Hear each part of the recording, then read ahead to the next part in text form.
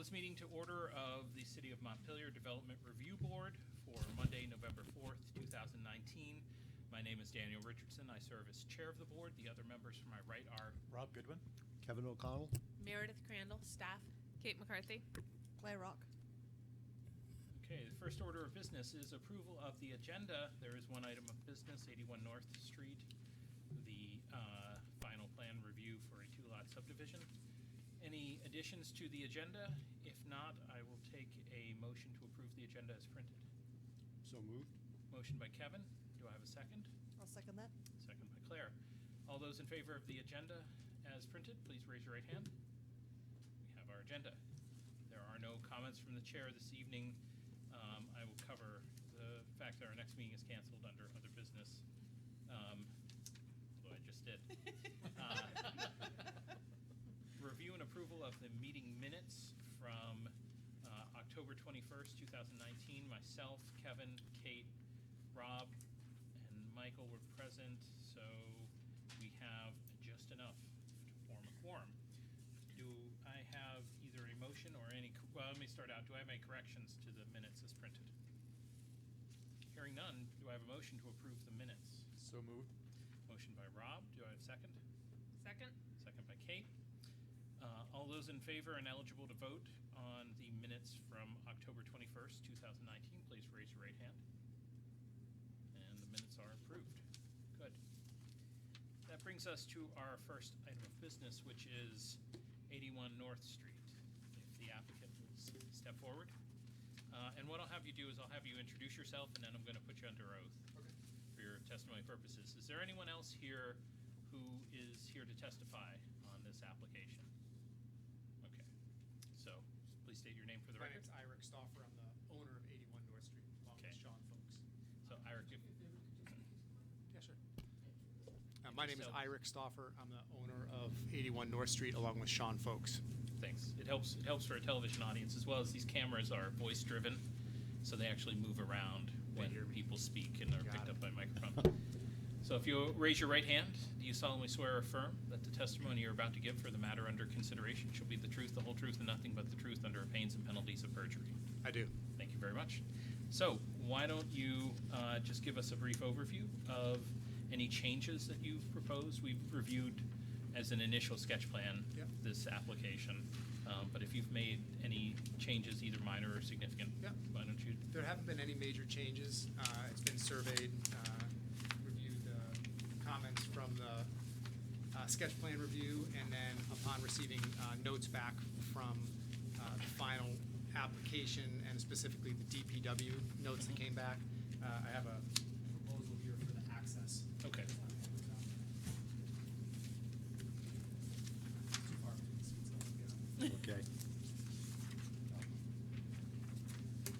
Thank you. Thank you very much. Thank you. Thank you.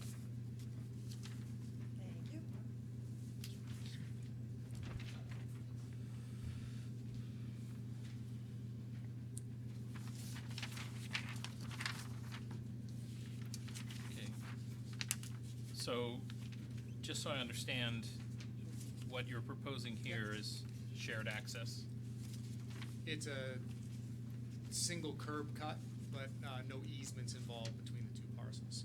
So there'd be one curb cut, basically from the property line onto Lot 1, there'd be 12 feet of access, and then from the property line, 12 feet of access onto Lot 2. Okay. And that looks like that would involve narrowing the existing curb cut. Correct. So the current curb cut for Lot 1 is about 19, 20 feet wide, depending on exactly how you want to measure. And a lot of that is really the sweep on the right-hand side of how people have driven over it for the last number of years. So in the red line indicates there the 7 feet that would kind of be infilled to close that up to the recommended 12 feet. And there is curbing that's there. It's asphalt curbing. I think on the back side there's an image that shows my tape measure next to the curbing. It's only a couple inches high right there. So I spoke with Kurt about what it would entail for me to do that curbing. He gave me a drawing of what it should look like, and it seems pretty straightforward to fill in that curbing and then infill behind it, put some grass there to narrow up that opening. So you'd build up at the asphalt curb along that 7 foot.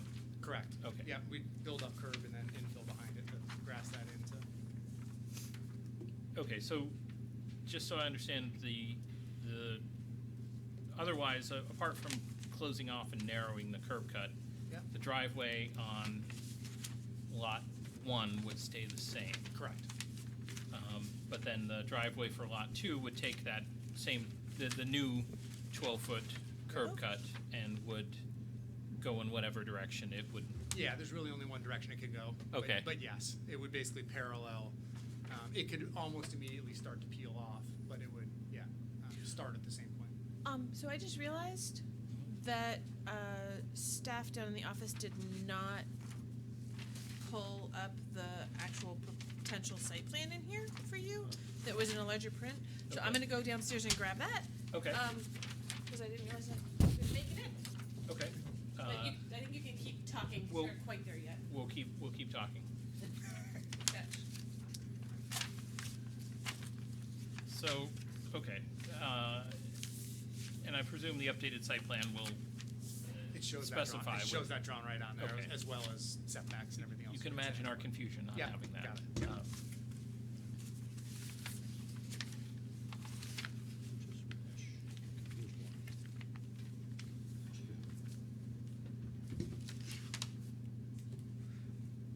But just so I'm on, this is somewhat of a different beast than what we've dealt with before, in the sense that they're both driveway. I mean, they're separate driveways. They're just abutting against really each other, as close. opposed to Yeah. a shared driveway. But Correct. in between, is there likely to be any room for either like a hedge or some other type of visual blocker? That is shown in the site plan, which you're going to see momentarily. And when I had spoken with DPW, what they had thought would be smart was that didn't start right out at the road, but started back X number of feet so that the person on the uphill side, lot 2, could see up and down the road and vice versa. So the person on lot 1 could see up the hill and vice versa down the hill. So yes, not immediately at the curb though. That Okay. would start 10, Right. 12, 18 feet back.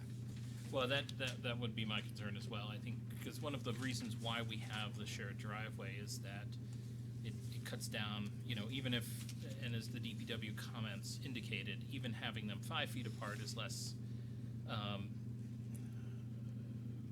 desirable. Yep. Because to merge that together so that only, cars coming out of both lots at the same time or going in won't be competing with each other on the street or creating that traffic issue. It's a single sort of point of entry exit.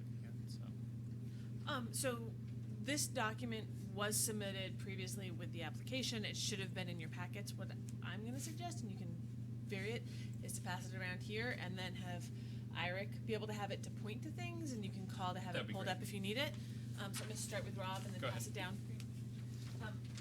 I've never heard the term driveway curtain, and your this handout indicates that in addition to the physical changes below, a shared maintenance of driveway curtain clause will be added to the deeds. Can you tell me what a driveway curtain is? Well, those aren't my words either. Okay. Then make It's something not up. something I throw around Yeah. regularly. Okay.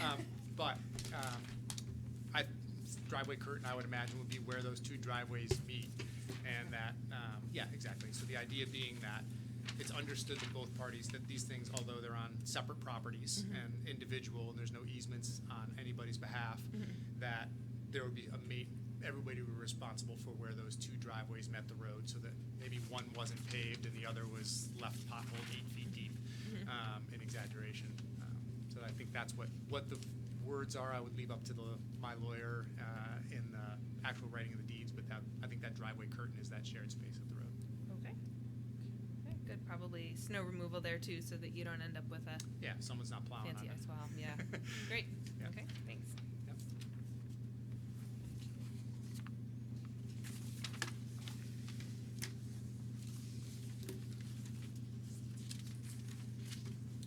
Waiting to see. Rob, you had did you have a question about the Yeah, one of the drawings? Go ahead. yeah, I think just a small revision to the plat before you go to the Mylar, that Okay. the missing a dimension on the proposed lot line. Okay.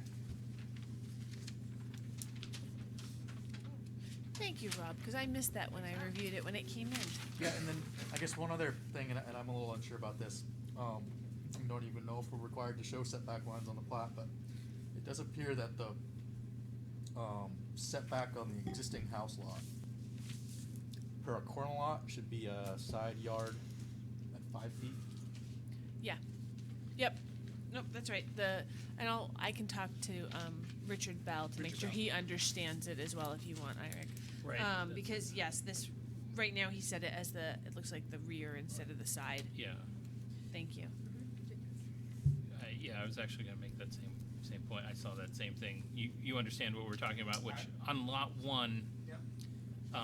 right now there's a dotted line at the rear of the building, really Closest to lot 2. closest to lot 2, and that's your setback there. Yep. But it seems to be drawn as if it was a rear yard setback, but because that lot is on a corner, you don't really have a rear yard. And the Okay. way our zoning laws are, they treat the front on North Street as frontage, they treat the front on Ewing Street as frontage, and then the back side away from Ewing Street is side, and the back side away from North Street is also side. Okay. So you have 2 sides and 2 fronts. Got it, okay.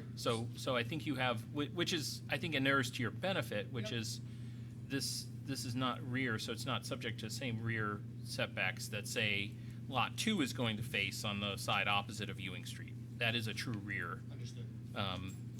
And there's not that you would necessarily be building anything within that building envelope, Right. but it should reflect that reality. Yeah, so that dashed line should move half again towards the boundary. Right. It should look more like the one that's along. Yep.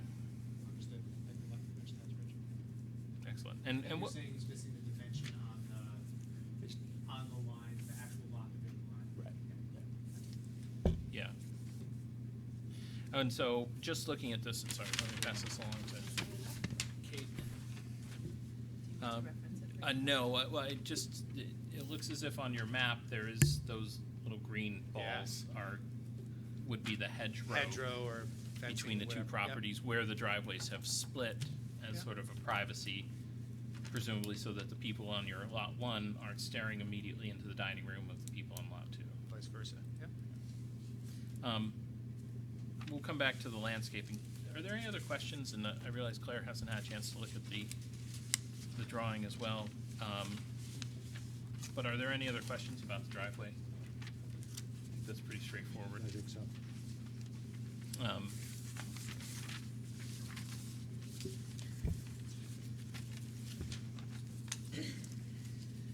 And I think, you know, my read on this is that it does answer a lot of the DPW issues. The fact that it's cut down from the 19 feet to the 12 feet, and 12 feet would satisfy the frontage questions that they had, or the curb cut questions that they had.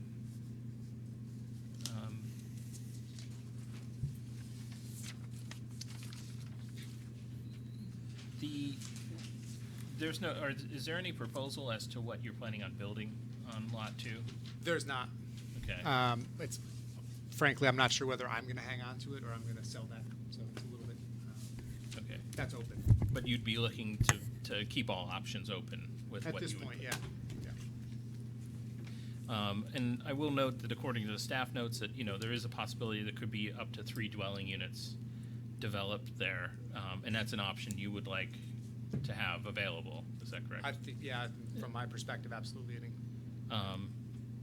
And that at least the staff's take on this is that 3 additional units would not cause undue adverse effect on traffic in the area. I would agree with that. I mean, it's a,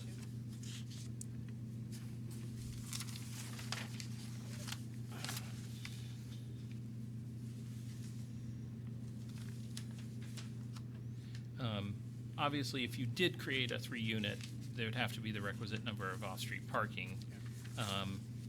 Particularly in a residential neighborhood like this, Ewing Street, I don't know how wide it is formally, if it's 3 rods or less, but there, with seasonal off-street parking being an issue and a factor, I think it would be important that there be off-street parking for all 3 units available. Wouldn't think to do otherwise if I Okay. headed that direction, yeah. All right.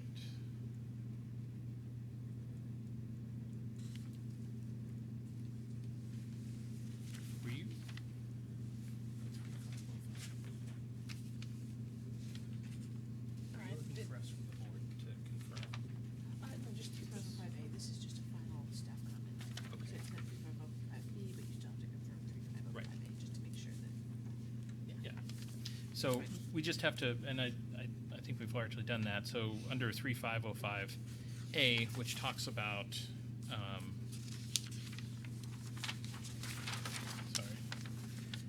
the design configuration of parcel boundaries, partial arrangement, particularly subsection A1, I1B, which talks about the neighborhood is primarily a single-family residential neighborhood with homes fit into the terrain, most with a compact development footprint. Proposed land development may feature a modest increase in residential density accomplished primarily through conversion of existing buildings to multifamily occupancy and with a limited amount of infill on suitable sites. So I think we have to make a determination as to whether allowing this, or whether we need to put an affirmative condition on how many units can be built there, knowing that the zoning bylaws allow up to 3. But if we felt that there was a compelling reason to limit that to less than 3. I don't see there to be a compelling reason why it should be limited. I don't either. I think that the parking limitations, for one, will dictate the appropriate use of the site. I also think it's conceivable that you could put a house the same size as the existing house at 81 right next to it, and that could very easily be a 3-unit dwelling, which is, I think, what 81 used to be, right? Were there 3 units I in don't there? know if it was ever officially 3 units. Unofficially. Informal 3. Yeah. So I see this is a suitable approach to infill, even if it is up to 3 units. And I'm not proposing up to as a limit that this board would place. Right. No, I would agree. I mean, I'd see no need to limit what the zoning allows. Obviously, once a plan was developed, then it would be reviewed and scrutinized at that time for its design characteristics. But three units, that's in keeping with where we want to go. Right. Okay. So the next issue is about the utilities, and could you explain, you've had some conversations with GMP as to what they can offer Yes. for utilities at the site. Yep. So what they suggested, I spoke with Lauren Kelly, who's the representative for GMP for development for this area, and her suggestion was there's a power pole that's at the corner of that lot and the one that's just up Ewing Street from current 81 North. And there's a guy pole that is along that boundary that's about halfway back the property line, which shows up on the survey. What she suggested was replacing at GMP's cost the pole at the street, running power overhead to the pole that is along halfway back that lot line, and then either going underground or overhead from that point. Her logic was basically there's already a pole there, there's already a guy wire there, neither of those go away no matter what. So you might as well run the power overhead along that existing power corridor, and then the difference between them dropping down and going under the ground, the house most likely based on the shape and size of the lot is going to be very close to that phone pole. And so that you're not really creating any visual or other impact by just doing an aerial drop to the house from that point. Wouldn't be practically unseen from the road and kind of keep what's already there. So that was her feedback on it. Was there did she discuss any of the price differentials? She was running through numbers pretty quickly, and it was a pretty quick phone conversation. But yeah, she thought that the price differential between the two would be over $2,000. I think that's indicated in the thing, and that was both between the cost of GMP's work as well as an electrician and somebody to do the digging work running along. To run the power underneath? Underneath and back And then up. back up. Yeah, you got it. Not necessarily from that short pole. I think most of that cost was coming from the road to the current guy pole. There was a difference going from that pole that's halfway back the lot line overhead versus going down and under the ground. It was just a lot longer to travel, and so there was a cost difference there. But that cost difference, just to be clear, is would include coming from the road under the ground. The $2,000. Does that make sense? Did I say that clearly? Not necessarily. Okay. So from what I got, I understood that the $3,000 difference was running it overhead from the guy to the house versus running under. Yeah. So, but you're saying it's $2,000 to run. I believe, and I could be wrong, I should talk with Lauren again to clarify if it's, but I think that difference was from the road, not from the guy pole. So presumably the difference between above ground from the guy pole and below ground from the guy pole would be less than 2,000. $700, $800, something along those lines. Okay. Yeah, but once again, that house is probably gonna be within, a handful of feet from the guy pole. So the main difference between running the power underground or aerial from the guy pole itself isn't really an economic, it's more of a practical. I mean, dollars are dollars, so $700 Right. or $800, whatever that difference is. Sure. But yes, that's not, from the guy pole wasn't a huge consideration I mean, that's, economically. if we were to put that condition on, that's not the financial breaker that, say, $2,000 would represent potential greater hardship. You know. No, I don't think economically, no. From a practical perspective, Right. it's just a lot simpler and more straightforward to do it with. No, I make understand sense. that. I just want to make sure that we as a board understand the two drivers for those, because I think there's two decisions there. One is, do we require the utilities to run from the pole at the street, or do we, and if not, then do we require the utilities from the guy wire to run underground and then back up, or just simply an aerial drop Understood. over? And can I just step in briefly, just as a Please do. reminder, in case you didn't read this really carefully, that the standard that we're weighing this by has changed since the sketch plan. That it's not just a physical condition issue, but that you can also opt to not have utilities located underground where the subdivision is in a section of street with existing above-ground utilities and burial would not be practicable. So it's a new standard. That's new language? That's Yep. new language that took effect October 16th. So that's new language, and I just wanted to make sure that we kept No, that in mind.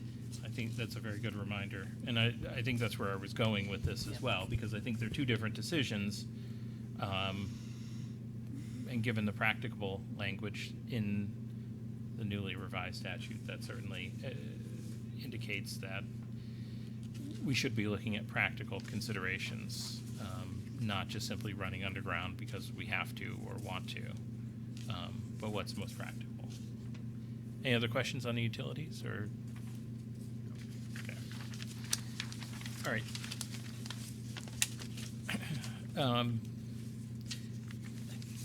One of the last issue, well, there's approximately two more. So let's go back to the landscaping. Just so I understand the nature of the lot as it sits today. There doesn't appear, at least in the photographs, to be a lot of trees or shrubs on the lot. It looks like lawn, open. Yeah.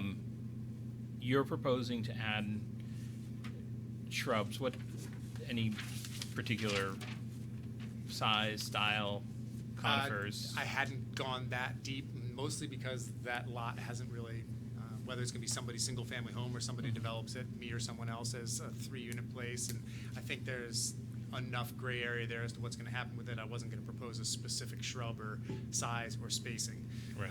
I think that would maybe more come with application for whatever gets built there down the road, the specifics thereof. I can see having some flexibility. At the same time, I mean, I think it's really important, given the proximity of these houses, that there be some type of vegetative shrub there. And I mean, I think you see that as well with your plans to put it in there. Yeah. And while I don't necessarily want to lock your hands on that, because obviously it changes where you're putting the shrub, where you're putting the building, would you be amenable to some requirement when Lot 2 is developed that it includes some type of screening hedge between the buildings on lots 1 and 2? Yeah, I mean, I think that's what's in the plan. I don't know if the screening hedge means a specific thing or not. Yeah. But. Well, I'm that's- thinking, yeah. I mean, at least part of this is to clarify that when you know, so you have those little green balls, and I Sure. understand they're just Yeah. representative, but I mean, there's a big difference between, say, a bunch of spirea that, you know, it's never going to get above 3 feet, Sure. and something that's going to provide a little bit taller screening, Yep. like you know, like a cedar hedge or something like that. Not saying that we want to commit you to, you must plant a cedar hedge or you must plant, you know, something, but I do think that it, and if I'm understanding correctly, you're looking to plant some sort of privacy screening hedge between, or plantings that would create that buffer I between. think that's nicer than a fence, but either thing is, I think, I'd honestly like to leave it flexible because a fence may ultimately be preferred by both property owners and may factor in more smoothly to any overall landscaping plan. So I wouldn't want to tie the hands of anyone into the future. We do have a staff suggestion similar to what we've done with other subdivision approvals, where we say that we would require a landscaping plan be included in the subsequent zoning permit application that meets the requirements of section 3506.f. And landscaping, I believe, can include fencery or shrubbery. So I'd like to leave ourselves those options. Did you say fencery? I yeah, did. for the record. I'd like to A echo neologism. that recommendation. I mean, the advantage of a fencery is that it can simply be one dimension. If it's 5 feet high, it stays 5 feet Right. high, and its width is also determined by the type of fence that's put up. Whereas a hedge has to be maintained. It can be 2 feet today, and it can be 20 feet tomorrow, and Sure. it can have the opposite effect of what you're trying to accomplish. Or have the bottom completely eaten out, depending on what shows up. That's correct. That too. No, that's a fair. These are all fair points. I mean, I think my point is just really that this is clearly a site where, and what I want to make sure is identified that there needs to be some type of buffer. You know, in part, I think it's with keeping with the character of the neighborhood, but it's also keeping with the idea that you know, these houses would be relatively close to each other, and creating some visual breakup between house, driveway, house. So I'm certainly open to, you know, having that and using language as we've used before, requiring a landscape plan when the actual building is going to go up, to give you the flexibility of fencery, shrubbery, or otherwise. Good. Yeah, I appreciate that flexibility. I live up the street in the general neighborhood on a 1/10 of an acre lot next to a 1/10 of an acre lot next to about a third of an acre lot. And I've only lived there 5 years, but I've kind of seen the neighbors evolve their yards in ways that are comfortable with corner plantings and this and that. So I think that the privacy will ultimately be achieved within, and that the 3506.f requirement just ends up being a nudge in that direction. Yeah. So the last issue I think we need to discuss is whether or not the proposal is compatible with the character of the neighborhood. I guess I'll just throw it out there. I'm not hearing anything from anyone so far that would indicate the opposite. You know, this is a higher density neighborhood, and this would be in keeping with it. You know, looking at some of the lots that are nearby, you know, this isn't, we're not creating two small lots where everyone else has large estates or big swaths of land. It's close to downtown. You know, it seems to be, the proposal is for residential development, which would be keeping with the character of the neighborhood, or at least there's no, sorry, let me take that back. There's no proposal for what use it will be, other than that it be consistent with the use of the neighborhood. And creating this lot in and of itself, the creation of it is not different than any other lot in this neighborhood. Is that a fair summary of other people's thoughts? Yes. Good. So, just swooping back to the issue of the utilities, does anybody have a concern with allowing the applicant to have a utility that would run from the guy wire, either aerial or underground, whatever they saw fit, and was most practicable? Yes. You have an objection? No, no Oh, no. objection. Yeah, no, it's I consistent would- with- con- I- Agreeing that. I knew what Kevin was saying. Yeah. Just making sure everybody does, that's all. All right, any other questions or concerns from the board? I'll take a motion if anybody would like to make one on this application. And just to be clear, neither of you are wishing to add any further to the, good. Anything further? No, thank you. Okay.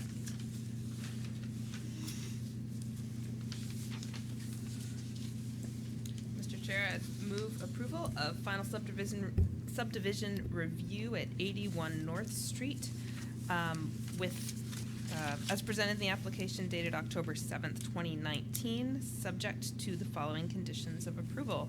As we've just discussed, any application for a zoning permit for further development of Lot 2 shall include a landscaping and screening proposal meeting the requirements of Section 3506.f. And then our standard condition with requiring the recording of the final survey plat in the Land Records Office. Okay. And just, Revised per Rob's comments about Revised. the lot, Right. Thank the you. dimensions on the lot division line and the setback revisions as discussed. Sorry, friendly amendment. Correct and appreciated. Or maybe reminder, I don't think I can officially make an amendment. Okay, so I will add with that reminder, the adjustment to the plat as suggested by Rob, which involves the, turning the rear setback of Lot 1 into a, turning the side setback of Lot 1 into a rear Nope, setback. other. Nope. Right Turning the on rear the side. making it 5 feet. There you go. And labeling the length of the boundary line between the lots 1 and lots 2 that are created by this subdivision. motion by Kate, do I have a second? You do. Second by Kevin. Any further discussion? I'll simply add, just to, for point of clarification, we're understanding that this would allow the utilities to run either above or underground as the applicant has requested. Yes, thank That's you. good. I had a question about what other utilities would have to be depicted on the plat. The utilities don't have to be on the plat. They Okay. were just on the potential site plan. Gotcha. Right. All right, any further discussion? Hearing none, all those in favor of the motion, please raise your right hand. You have your subdivision review, subject to our final written decision that will be issued soon. And then, of course, there's a 30-day window at which someone can take an appeal. However, judging by the fact that no one is here contesting it, you can take that under advisement and play your risk pool as you see fit. Good. Thank you very much. Thank you. Thank you. And Yep, good Eric, luck. I will send an email tomorrow to you and Richard Bell summarizing what needs to change on the final plat. Great. So that that can get moving, because I don't think, we don't have anything contentious here going on in this decision. So, No. Great. Yeah, I'll get on to make sure it gets in. okay. Good. Thank you, guys. Thank you. Thank you. Thanks. Yeah, I need that one. Thank you. All right, other business. I will simply note that, as I did before, the November 18th DRB meeting is canceled because of lack of applications, so we all get an early Thanksgiving vacation. The next meeting regularly scheduled is December 2nd, 2019. Do we have any applications for that? Not currently, we'll see what comes in by Friday. Okay, so we may see each other before the holiday season, if not, Well, no. yeah, I No, mean, there's two meetings. December meetings. Two December. Hey. Okay, knock on wood. I note that the meeting schedule, is this available online? You know what? I don't even know if it's on the website. I bet it is. If not, I will make sure it is. I'll It make has su- been in the past. I haven't looked recently. Yeah, I don't know if Audra Yeah, they- got this up there yet, but I'll check. Yeah. Sometimes they have a more advanced calendar system now, so it may be buried within this. However, you know, I mean, I just note for everyone that we have the our upcoming 2020 DRB schedule, which shows the various days that we'll be meeting on Mondays, or the days because of holidays that we'll have to meet on Tuesdays, which are only 3 next year. Yeah. And I think this is also particularly useful because it shows the application deadline and the date that the meeting needs to be Yeah. warned publicly in relation to the design review committee and our meetings. So that could be interesting to anyone who's just trying to follow the process. So having this whole PDF up there somewhere would be grand. Yeah, I think in past, Audra hasn't necessarily wanted all of that up there, but yes, we can put it up there. I mean, we always have it in the office if anybody asks as well, but Yeah. Yeah, it's we good are process trying to, information. we're in a process of making edits to all the committee websites and the planning department website to make things more applicant friendly and more informational and a little more, got some plans for some frequently asked questions pages and things along those lines, and more, you know, potentially even some videos when it comes to design review, things like that. Great. And I think I this will would be a add nice this to the compliment mix. to that for the applicants Yep. and for anyone else who's Agreed. interested. Yeah, thank you. Anything else? Any further business? All right, I will take a motion to adjourn. So moved. Motion by Rob, do I have a second?